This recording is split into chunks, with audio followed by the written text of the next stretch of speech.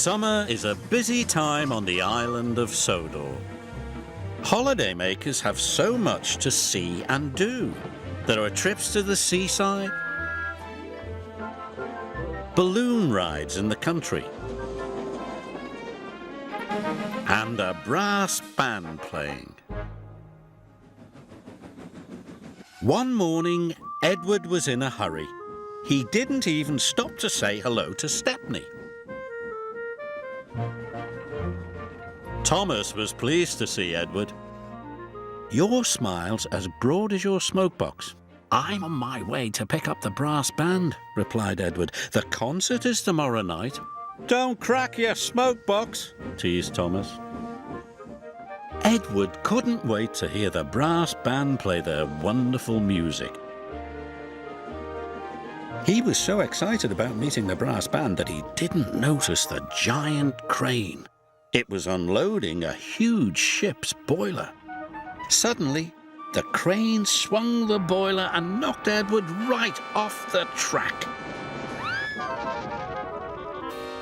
Cranky had been watching. "You useless little engines are always in the way." Poor Edward.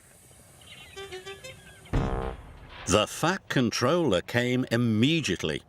"We will take you to the fitter's yard and Bertie will have to meet the brass band instead of you." Edward was sad. That night, a raging storm rolled in. The fitters worked through the night trying to mend Edward. The rain pelted down. Now Edward felt sad and very damp. Morning came and the Fat Controller arrived. "Please, sir," pleaded Edward, "will the fitters be finished soon?" "Not soon enough, and the band can't wait. I'm sorry, Edward. Bertie will take them to the concert." Edward felt worse than ever. Bertie collected the brass band and set off immediately. He bumped cheerfully along the country roads. But there was trouble ahead. Last night's storm had flooded the road.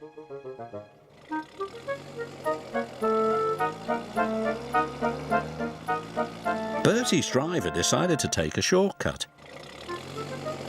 But it was very muddy.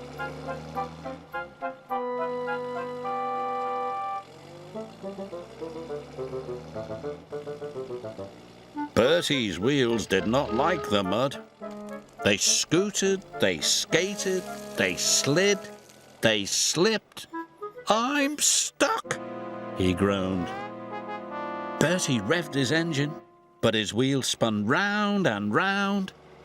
He couldn't budge. The brass band were worried.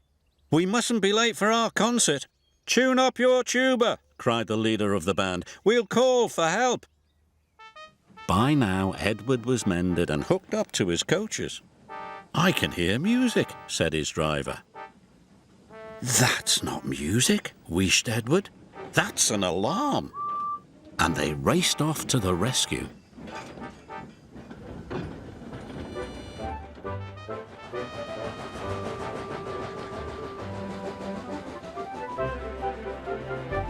The musicians were delighted to see their old friend. So was Bertie. "I'll get you to the concert in time," Edward cried. "Thank you," said the worried bandsman.